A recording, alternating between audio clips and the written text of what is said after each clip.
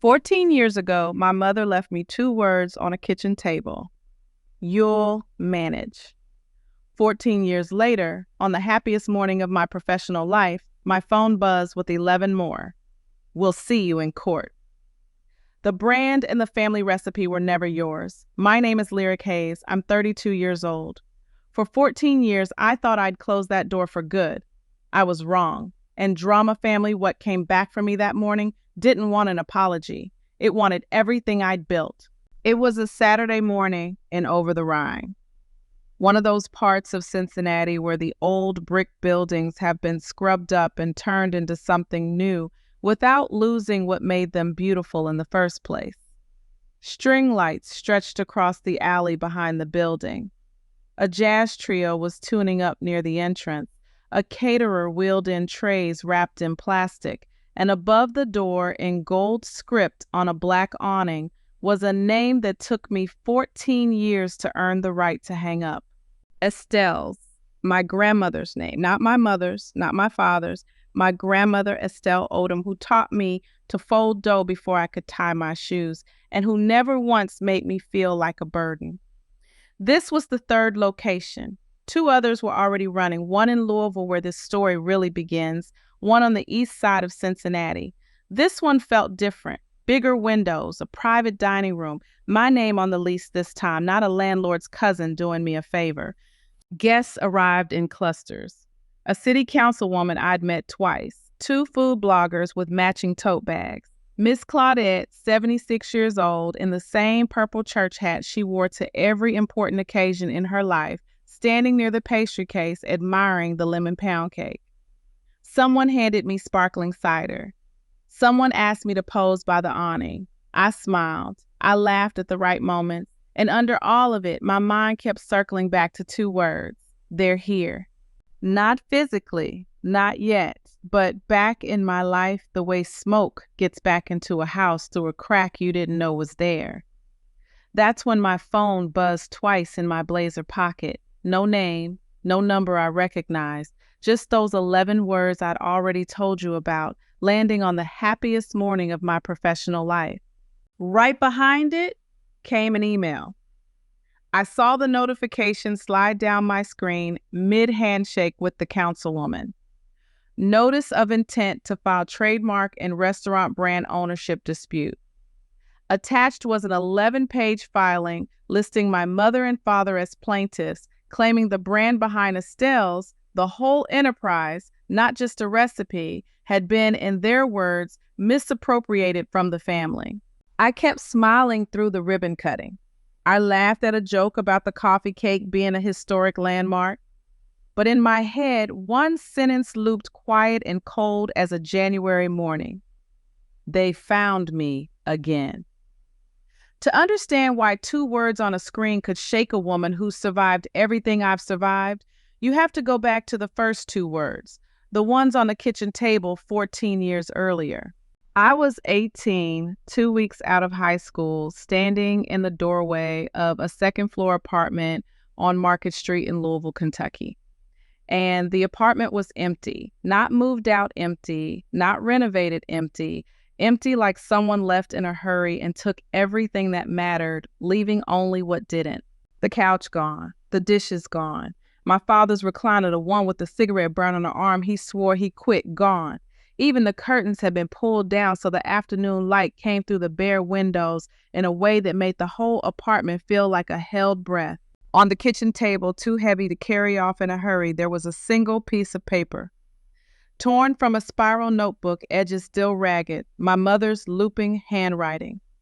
No signature, no explanation, no forwarding address. You'll manage. 2 words.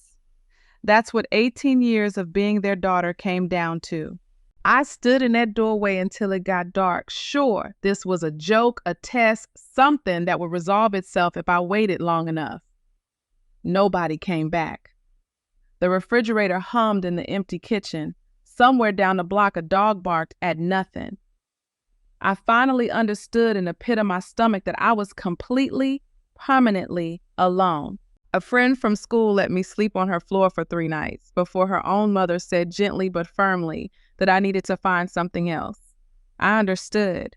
It wasn't her burden to carry. It had never been her family who left. So at 18, I packed a duffel bag, some clothes, a sketchbook of recipes in my grandmother's handwriting, and a silver locket with a photograph of my little brother Jaylen tucked inside, taken when he was maybe 4, grinning with a missing front tooth, and got on a Greyhound bus to Cincinnati with $67 in my pocket. I want to tell you the truth about what came next because stories like mine get cleaned up too often in the telling. There was nothing glamorous about it. I slept in my car for the better part of 2 years. A 14-year-old Honda with a cracked windshield I'd bought with lawn mowing money, back when I still believed my parents would help me with something better someday. I showered at the YMCA when I could scrape together the fee, and when I couldn't, I washed up in gas station bathrooms with paper towels and hand soap. I got a job washing dishes at a soul food restaurant on Vine Street, peeling green paint, the best fried catfish in the city, run by a woman named Miss Claudette. She was the same Miss Claudette from the ribbon cutting, 14 years younger back then, and the first adult in months who looked at me like I was a person, not a problem to be managed. She never asked why a girl my age showed up every night in the same 3 shirts rotated carefully. She never asked why I flinched when a customer raised their voice. She just handed me an apron, showed me how she liked her onions diced, and let me eat whatever was left over at closing. My grandmother used to say, back when I was small enough to sit on a stool by her stove, "Baby, the ones who really love you don't leave a note. They leave a light on." I didn't understand that until I was sleeping in a Honda Civic in a Kroger parking lot, watching the automatic doors slide open and shut all night, thinking about how nobody anywhere had left a light on for me. Every Christmas for the first 4 years, some stubborn part of me kept mailing a small tin of cookies back to that apartment. And then once I learned they'd left Louisville altogether, to the middle school where Jaylen would have been enrolled. The 4th year, the package came back stamped in red, "No such person." I sat on the curb outside the post office and cried for the first time in almost 2 years. Not for myself, for the boy in that locket who I now understood was gone from me the same way our parents had made themselves gone. Something small happened around then that I didn't understand the weight of for a long time. About 6 months into working for Miss Claudette, I was turning the locket over in my hands, the way you do with something you've touched so many times it's become part of you. The little clasp on the back, the one that was supposed to be sealed, popped open under my thumbnail.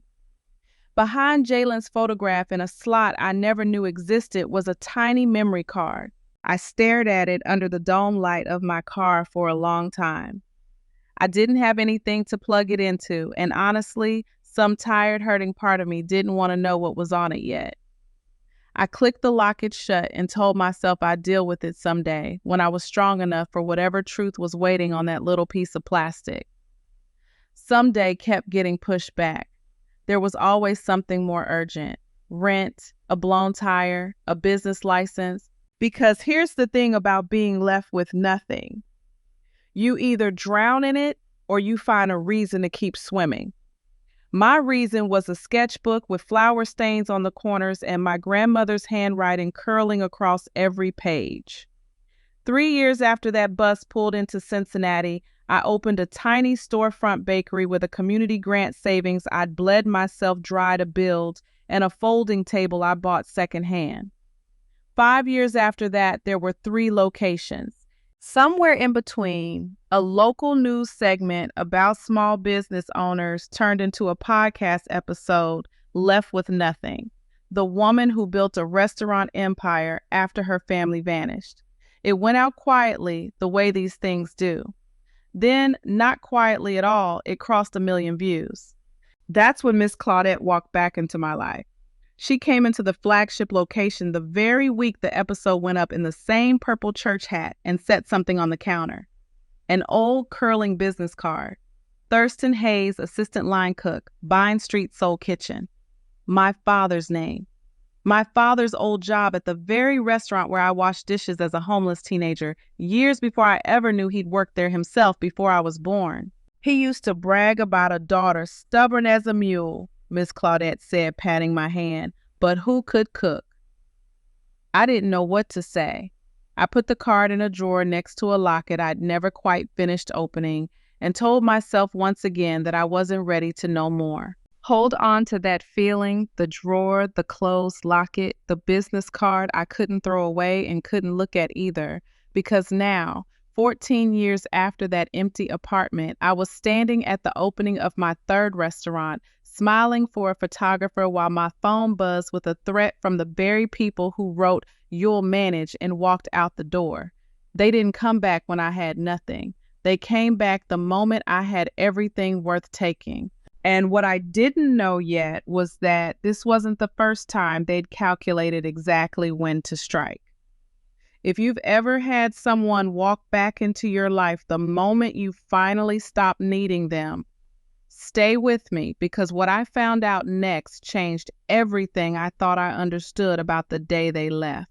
The first contact came 7 days after the podcast crossed 1 million views, and it wasn't from a lawyer. It was a voicemail from my mother. I almost didn't listen to it. I let it sit for 2 full days before I finally pressed play, standing alone in my kitchen with the phone held slightly away from my ear like it might bite me. Her voice was softer than I remembered. "Lyric, honey, it's Mama. I know it's been a long time, and I know we have some things to work through, but you're still my daughter, and I'd like for us to try being a family again if you'd let us." I sat down hard on my kitchen stool. 14 years of silence, and here it was, the thing I used to lie awake wanting more than anything. An apology. An open door. For about 6 hours, I let myself believe it. Then 3 days later, the legal notice arrived. Same week. Same mother. "You're still my daughter, and I'd like for us to be a family again," and 11 pages demanding ownership of the brand I'd built out of nothing. I understood, sitting at my counter with both documents open side by side, that the voicemail hadn't been an apology. It had been reconnaissance, a soft knock before the harder one. 2 days after that, my brother reached out. "Sis, I've been remembering things. Can we talk?" Dr. Selena Coro, the therapist I'd been seeing on and off for 6 years, had a rule she'd given me a long time ago, one I trusted even when every impulsive bone in my body wanted to ignore it. When someone who hurt you reappears, give yourself time before you respond. Not because they don't deserve an answer, because you deserve to answer from a clear head, not a flooded one. I waited 14 days. I counted them. We met at a coffee shop on High Street in Columbus. Neutral ground, his choice. I understood why Louisville held too much for both of us, and Cincinnati was mine now, every brick of it. He was 29, but he looked like a man who'd been carrying something heavy for a long time. Broader through the shoulders than I remembered, a little stooped from an office chair. Our father's square jaw, our mother's nervous habit of biting his bottom lip when he didn't know what to say. He did that a lot that afternoon. "You look good," he said first, which felt like the wrong opening, but I understood he didn't have better words ready. "I've had 14 years to figure some things out," I told him. He started crying before he'd even sat all the way down. Not performative crying, the kind that comes from somewhere deep and embarrassing that a grown man tries to swallow and can't. I told him about the car, the YMCA showers, selling the last silver bracelet Grandma Estelle ever gave me, the only thing I had left of her, besides the sketchbook, for $180 to cover a power bill that wasn't even mine to pay a full year before they left, and how our mother looked at that money on the table and said only, "Finally, you're contributing something." He put his hands over his face. I didn't know about the bracelet. Then he played me something. A recording, old tinny, clearly captured on some cheap device years ago. Our mother's voice, younger, sharper. The oldest one can figure it out on her own. She's tough. She's not going to starve. I sat very still, listening to my own mother reduce me to a line item, a risk she was willing to take. Around us, people ordered lattes and laughed at their phones, completely unaware that a woman's whole childhood had just been confirmed disposable in 11 words. "Where did you get this?" I asked. He wouldn't meet my eyes. "I didn't record it by accident," he said slowly. "Mom and Dad knew I still had it. They told me to play it for you to see how you'd react, to see how well you were actually doing before they decided how to approach you." Something in my chest went cold, colder than anything I'd felt in that empty apartment. At least that betrayal had been simple. This one had layers. My own brother, real tears on his face, had walked into our reunion carrying a test our parents designed. "They wanted to gauge me," I said slowly, "before they decided how much to ask for." He didn't deny it. That was almost worse than if he had. He told me other things meant to soften the blow that only added weight. 2 anonymous transfers, $300 each, sent to an old account of mine when I was 19 and again at 21. "I was scared I'd get caught helping you," he admitted, so I stopped. $300 twice over 2 years I spent sleeping in a car. I didn't say anything cruel back. Some tired, aching part of me still loved this man, even with all of this laid bare on the table between our coffee cups. I went home that night with more questions than I'd had before the meeting, and one of them nagged at me until I couldn't ignore it. Whose name was actually on my grandmother's recipes? I'd never formally trademarked anything. When I started, I was 20 years old, running a bakery on fumes and faith, and legal paperwork was the last thing on my mind. So one night at my kitchen counter on a whim, I searched. What I found made my stomach drop. The trademark on the recipe name, Estelle's Original Buttermilk Pound Cake, had been registered 5 years after I opened my first bakery, under my mother's name, not mine, Odessa Hayes. It got worse. The trademark hadn't just been registered, it had been sold. 3 years earlier, my mother had licensed the recipe name to a small regional food manufacturer for $50,000. Money made off a recipe I'd built an entire company around without my knowledge, using paperwork she had no right to file. And every trace of that $50,000 had vanished like smoke through a crack in a door. I thought about something strange then. For the first 3 years I ran my original bakery, a customer, middle-aged, always alone, arrived precisely at closing time every Friday. Bought exactly 1 loaf of pound cake, sat at the corner table farthest from the register, never said more than thank you on his way out.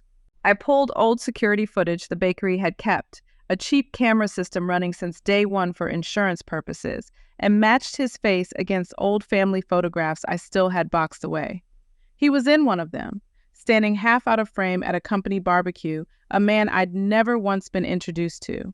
He'd been hired to watch me, to report back on how stable my business was becoming, how much there might eventually be worth coming back for. I called Jaylen the next morning with one question. "Did you know about the trademark?" A long silence on the line before he answered. "No," he said, "but I'm starting to think there's a lot I didn't know." I didn't sleep much that week. This wasn't just a family falling apart anymore. It was starting to feel like the kind of drama family stories are built on, the kind where every new page you turn holds one more thing they never wanted you to find. I kept a folder open on my laptop, adding to it every time something new surfaced. I didn't know yet how deep it went. I knew one thing with absolute certainty. My parents hadn't left me in that apartment 14 years ago because they ran out of options. They'd left because somewhere in their calculations, an 18-year-old with nothing was worth more to them gone than kept. And now that I had something, they decided it was time to collect, wrapped in a voicemail that almost had me believing they'd finally come back for the right reasons. If you think you already understand how deep this family's calculations went, I promise you don't. What I found next didn't just confirm they'd been watching me, it confirmed exactly how long they'd been planning to come back. Jaylen sat across from me, crying real tears, and still played the tape our parents told him to play. still took the test they handed him. Comment too young if you think a scared kid doesn't owe anyone an apology for what his parents made him do. Comment he knew if you think somewhere underneath the tears he was protecting himself more than he was protecting her. Pick one. No fence sitting on this one. I hired attorney Dorian Blake on a Tuesday morning in an office on the 11th floor overlooking the Ohio River. He was 40, built like a man who used to play football and never quite lost the habit of standing at full height in every room he entered. Gray had come in early, at his temples 2 clean streaks against dark, close-cropped hair. His voice was slow and deliberate, like every word had been weighed before it left his mouth. "Bring me everything," he told me. "Every document, every account number you can remember, every name. I don't care how small it seems. Small is usually where the truth hides." Within a week, he called me back into that office and laid across the table something that changed the entire shape of what I thought had happened to me. First, a savings account opened in my name at 15. My grandmother left me specifically before she passed, meant for college or a first apartment. Drained completely over about 6 weeks. Within the first year after they disappeared, I stared at that statement for a long moment. My grandmother's money gone before I even turned 19, and felt something twist in my chest that had nothing to do with the amount and everything to do with what it meant. They hadn't just left me. They'd taken the one safety net she built on her way out. Then mortgage paperwork, a refinancing document for a property in Indianapolis filed 6 years earlier, bearing a signature that was supposed to be mine. I had never signed it. I had never been to that address.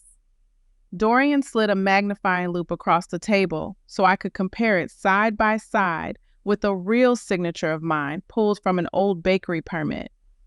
Close enough to fool a bank teller in a hurry. Not close enough to fool the forensic document examiner he'd already retained. Then the piece that made my hands go cold around my coffee cup. A credit card opened in my name at 17, a full year before they even left with a $2,500 limit. Every transaction traced to Indianapolis. Furniture stores, a car repair shop, a vacation rental, places I'd never set foot in. "There's something else," Dorian said, and something in his tone told me to brace. "Part of your father's bankruptcy debt was quietly absorbed onto your credit file. It happened within the first year after your parents left, right around the time you told me you were sleeping in your car." I sat back the room, going very still around me. "That's not possible," I said. "I didn't have any accounts back then." "You did," he said gently. "You just didn't know about them. And it's the reason this flag," he tapped a line on the report, "held up your very first business loan application for nearly 4 months back when you were trying to open that first bakery. You were fighting to build something out of nothing, and the people who left you were the reason it took 4 times as long to get there." I didn't cry in that office. I wanted to. Instead, something in me went still and quiet, the way water goes still right before it freezes over. 2 days later, Jaylen showed up outside my restaurant unannounced, eyes red and swollen. Marisol was with him, his wife, 30, sharp-eyed, a woman I'd only met a handful of times, but who never struck me as someone who's scared easily. "We need to talk," Jaylen said. "Now." In my back office past the kitchen, where the smell of that morning's biscuit still lingered, Marisol set her phone down without preamble. "I found these on an old cloud backup," she said. "Text between your mother and someone your family calls Aunt Ray, your father's cousin. I don't know what she means to you, but you need to see this." I scrolled through the thread with my heart hammering. "Just let her think she was abandoned," my mother had written, dated the same week they vanished from Louisville. "That way she won't come back looking for anything." I read that sentence 4 times before it fully landed. They hadn't just left. They deliberately decided to let me believe I was worthless to them, specifically so I'd have no reason, legal, moral, emotional, to ever come looking for what little they'd left behind. I scrolled further, and what I found next cracked something open in me I hadn't expected. Aunt Ray hadn't just known.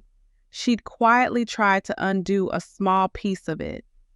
An anonymous $8,000 transfer had landed in an account I opened during my second year in Cincinnati.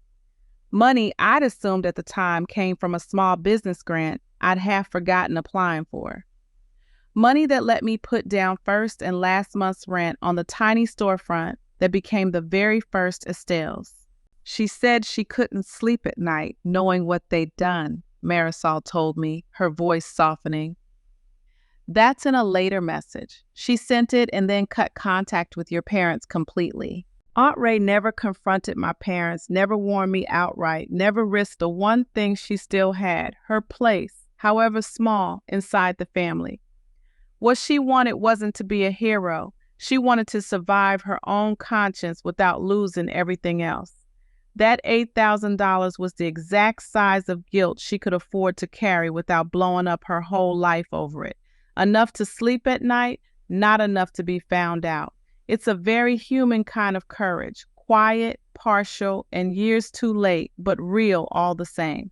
I sat with that for a long moment.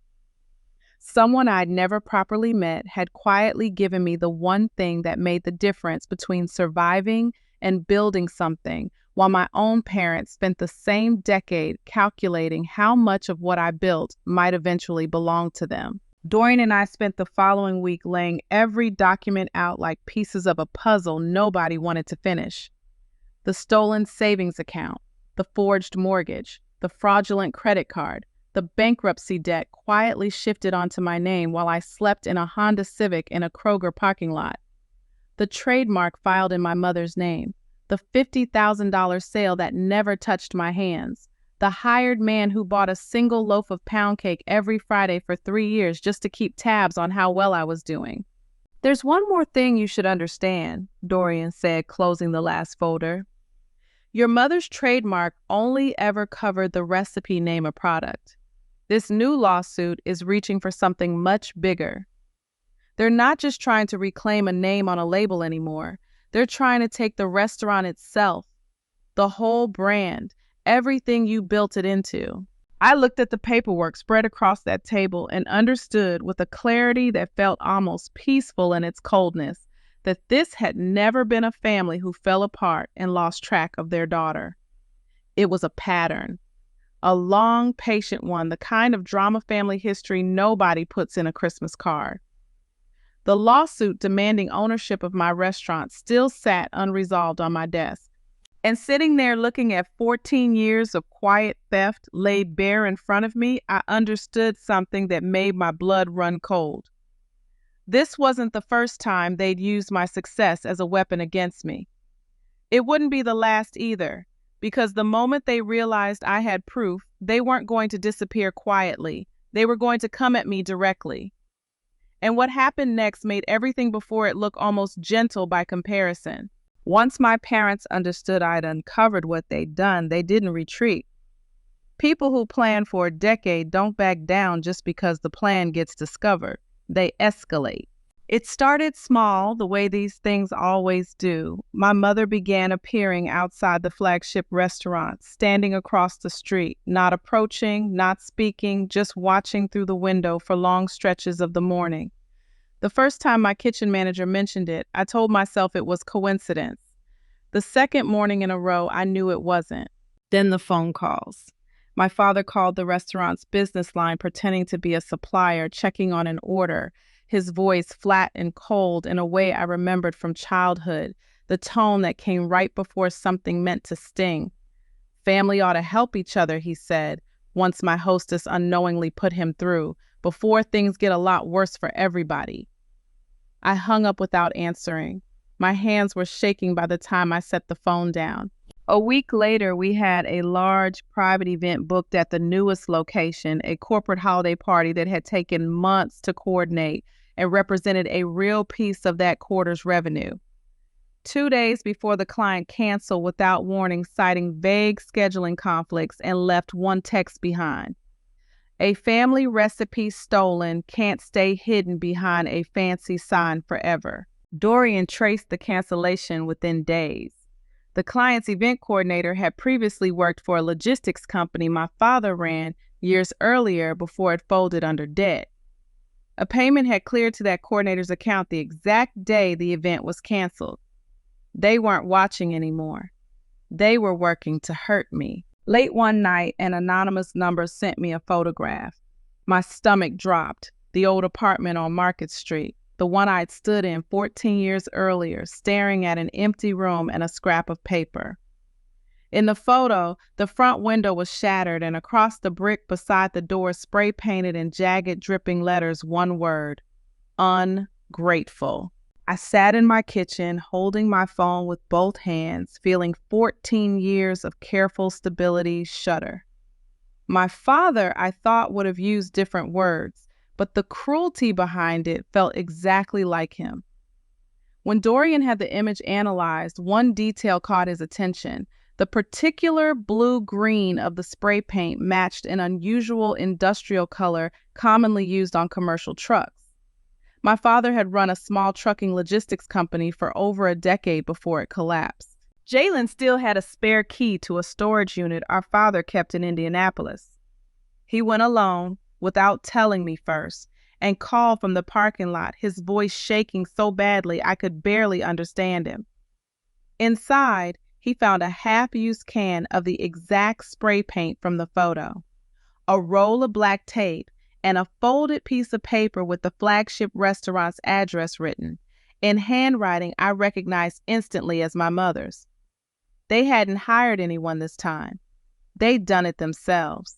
Beneath the address, in the same looping handwriting from that notebook page 14 years ago, was a new sentence, small and deliberate. Make her remember where she came from. I sat with that for a long time after Jaylen read it to me over the phone. My father had always been the calculator, the one who counted costs and cut losses. My mother had always been the one who wielded guilt and tears like a soft blade. This wasn't soft. This was the moment her usual tools stopped working on me and she reached for something colder instead. Jaylen drove to my apartment that night, face pale as bone, and set something on my kitchen table without a word, a USB drive, pulled from an old desktop of our father's that he'd kept in storage for years. I plugged it in with hands that weren't entirely steady. The first file was an early draft of the note our mother left on the kitchen table 14 years ago. A typed document dated weeks before they actually left, meaning the words had been written and revised in advance long before that morning. You'll manage wasn't a moment of panic. It was a planned line, drafted like correspondence before she ever copied it by hand onto that torn notebook page. The second file broke something in me I didn't know was still breakable. An audio recording, warped and old, of Jaylen's voice at 16, a year after the departure, nervous but clear. I heard what they're planning for her. I won't say anything. Are you still getting me the car, like you promised? I looked up at my brother sitting across from me, now 30 years old and crying the way he'd cried in that coffee shop, and understood something I hadn't let myself consider before. The story I'd been telling myself that Jaylen had been a scared child, manipulated into silence by parents more powerful than him, wasn't entirely true. He had known. Not everything, not at first, but enough at 16 to trade his silence for a car. I was a kid, he said quietly, not quite meeting my eyes. I didn't understand what it would mean for you. I swear I didn't. At 16, Jaylen wasn't choosing between his sister and a car. He was choosing between two kinds of powerlessness. Speak up and risk becoming the next one left behind. Stay quiet and at least get something out of a system he couldn't control anyway. That's not a villain's math. It's a frightened kid's math. And it's the same bargain plenty of people make with themselves in smaller ways every single day. The tragedy isn't that he was greedy. It's that silence was the only currency he had, and he spent it on the one thing that felt like it was actually his to keep. There was one more folder on that drive, locked behind a password neither of us could crack that night. Labeled simply Project L. L for lyric, Jaylen said, staring at the screen. I closed the laptop before either of us could try again. Some truths need to be approached slowly, deliberately, on my own terms, not in the exhausted middle of a night already heavy with betrayal. I locked the USB drive in the same drawer where I once kept a business card I couldn't bring myself to throw away, and a locket I'd never quite finished opening. I wasn't ready to know what Project L contained. Not yet, but I understood sitting alone in my kitchen after Jaylen finally left that whatever waited inside that folder was going to be the truest, coldest answer to every question I'd been asking since that empty apartment on Market Street. They hadn't left me because they had nothing left to give. I could feel the shape of the real reasons circling closer, and I was about to find out exactly how long they'd been planning to collect. I didn't answer another call from my parents, not one. Every message, every voicemail, every certified letter went straight to Dorian's office without me reading past the first line. Dorian took everything we'd gathered, the forged mortgage, the fraudulent credit card, the bankruptcy debt, quietly transferred onto my name, the trademark filed under my mother's, the $50,000 recipe sale, the vandalism, the canceled corporate event, the threatening phone call disguised as a supplier check-in, and elevated the case to federal authorities, filing formal charges of document fraud, identity theft, and interstate extortion. It took 3 weeks of careful legal work before the next piece fell into place, and when it did, it changed the entire shape of the story I thought I'd been living. A forensic specialist Dorian had hired finally cracked the password on that locked folder from Jaylen's drive, Project L. Dorian called me into his office on a gray Tuesday afternoon and turned his laptop toward me. Inside was a single document, handwritten by my father, scanned in, dated the same month I turned 18. Let her sink or swim on her own for a while. Once she's stable and has assets built up, use the old paperwork and the history to bring her back in. The recipe is the key. Family always eventually comes looking for a way in. I read those words over and over, and something in me went quiet in a way that felt almost like relief. For 14 years, some small aching part of me had wondered if I'd simply been too much trouble to keep. I'd built an entire mythology around my own inadequacy, brick by brick, the same way I'd built Estelle's. Here finally was the truth. It had never been about me at all. My father didn't write that document out of hatred. He wrote it the way he ran his failing trucking business, as a cost-benefit projection with a daughter as the line item instead of a delivery route. What he wanted was leverage he could cash in later at the lowest possible risk to himself. The chilling part isn't that he stopped loving me, it's that he never let love enter the calculation in the first place. And my mother, whose whole language was guilt and tears, only ever showed up to collect once the numbers on his page finally added up in their favor. They hadn't abandoned me in a moment of desperation. They planned it in advance as a long-term strategy. I wasn't a daughter they'd failed to protect. I was an investment they'd chosen to let mature for over a decade before attempting to collect. And the voicemail asking to be a family again had simply been the first, softest move of the collection. The legal proceedings moved quickly after that. A restraining order was granted, barring both parents from any contact, direct or indirect, and from coming within a set distance of any Estelle's location. Every joint account and property still connected to my name was formally frozen. Their lawsuit demanding ownership of the restaurant was dismissed outright, and Dorian filed a countersuit for damages tied to over a decade of financial fraud. Jaylen, to his credit, did something I hadn't expected. He filed his own paperwork, voluntarily severing himself from any remaining inheritance or shared assets. A financial separation he requested without my asking. It didn't undo what he'd done at 16 or what he'd agreed to do in that coffee shop weeks earlier. But it was something. A choice finally made without anyone else pulling the strings. Around that time, a short letter arrived through Dorian's office from Ray Hayes Dutton, the same Aunt Ray whose name I'd first seen in those old text messages. I stayed quiet too long. The $8,000 was everything I could manage to do at the time without them finding out. I'm sorry I wasn't braver sooner. I read that letter 3 times before folding it carefully into the same drawer where I kept the USB drive, the old business card, and the locket I still hadn't fully opened. I didn't respond right away. Some part of me needed time to decide what forgiveness, if any, looked like for someone who'd done one small brave thing in the middle of a decade of silence. My parents faced significant civil penalties as the case concluded, along with the threat of criminal prosecution, serious enough that their attorney eventually negotiated a plea arrangement to avoid trial. Between restitution and mounting legal fees, they lost the house in Indianapolis within the year. I didn't attend a single court date. I told Dorian early on that I didn't need to see their faces to know I'd been right to walk away, and he respected that without argument. Instead, I got a brief update most weeks until finally, on an ordinary Thursday afternoon, he called me directly instead of emailing. "They don't have a path back," he told me. "Legally, financially, any way you look at it. You won, Lyric, completely." I stood in my kitchen, holding that phone, staring out the window at nothing in particular, waiting to feel triumphant. Instead, what settled over me was something quieter, closer to stillness than victory. 14 years of carrying a question I never quite let myself ask out loud, was I not worth keeping, finally had an answer. And the answer had nothing to do with my worth at all. It had only ever been about their arithmetic.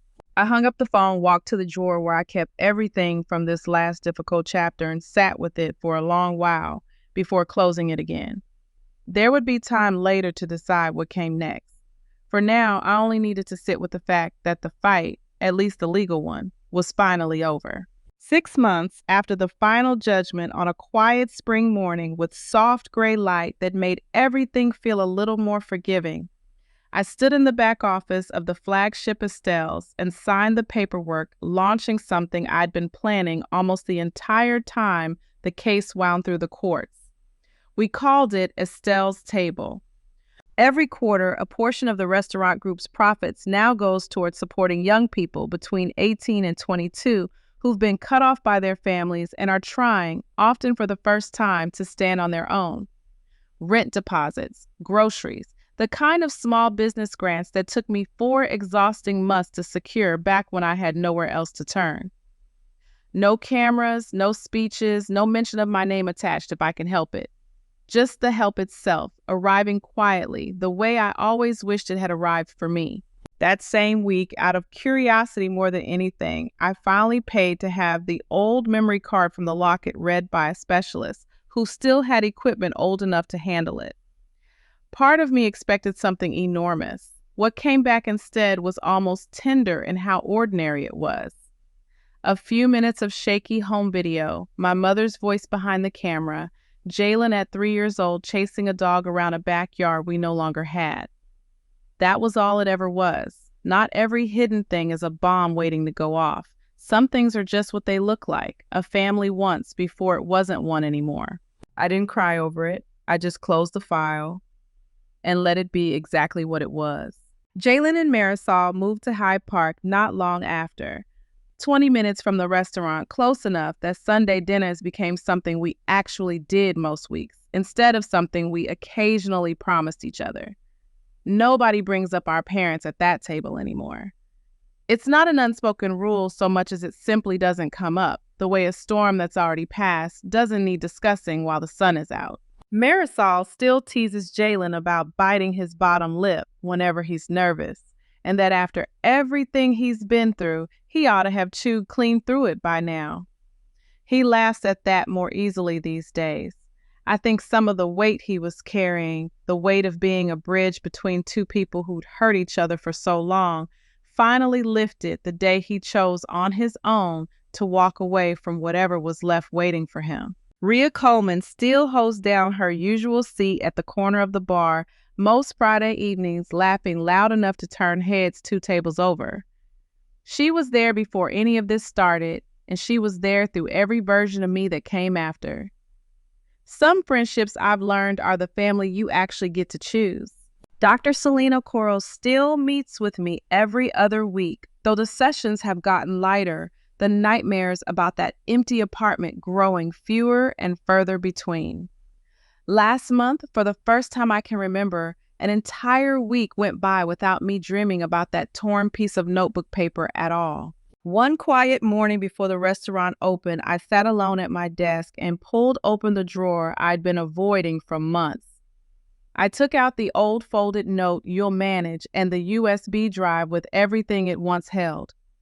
I turned the note over to the blank side my mother had never bothered to fill. In steady dark ink, I wrote a single line beneath the crease. "I managed without you." I folded it small, placed it inside a plain wooden box along with the drive, and locked it. I put the key on its own small chain, separate from everything else I carry, and I haven't shown it to another living soul since. Some things don't need witnesses. They only need to be finished. Standing in the kitchen doorway a little later that morning, watching the front room fill slowly with the first customers of the day, listening to the clatter of plates and the low hum of conversation, and the smell of that morning's biscuits rising warm through the air, I understood something I hadn't been able to name in all the years since that empty apartment on Market Street. This wasn't the day I forgave them. I'm not sure that day is coming, and I've made a kind of peace with that too. This was simply the day I closed the book.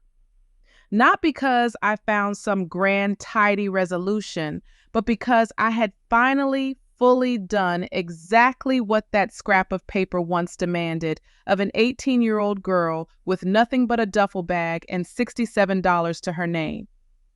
I managed, just not the way they planned for, not on their timeline, and not for their benefit. On my own terms, in my own time, I built a life worth having, and I built the boundary to protect it. In the end, this story is about the quiet arithmetic some families run on the people who love them, and what happens when that person finally does the math for themselves. If you're sitting with something like this tonight, maybe not a lawsuit, maybe just a phone call you haven't returned, here's something practical, not just a nice thought. Pull out that address book or those contacts you haven't touched in a while, and look honestly at who's actually shown up for you lately, not who shares your last name. Who brought you soup last winter? Who called on a Tuesday for no reason at all? Who sat with you in the waiting room? Start your real family list there. And if someone from your past comes back around asking to be close again, you're allowed to ask one plain question before you open that door. What do they want from me now that's different from what they wanted before? That single sentence has spared more people heartache than any speech about forgiveness ever could. If you've spent years being the reliable one, the one who manages, try handing off one small thing this week. Let your son pick up the pharmacy run. Let your neighbor drive you Thursday. Managing alone was never proof of your worth. It was only ever proof of how much you were carrying. And drama family, you don't have to carry it alone anymore.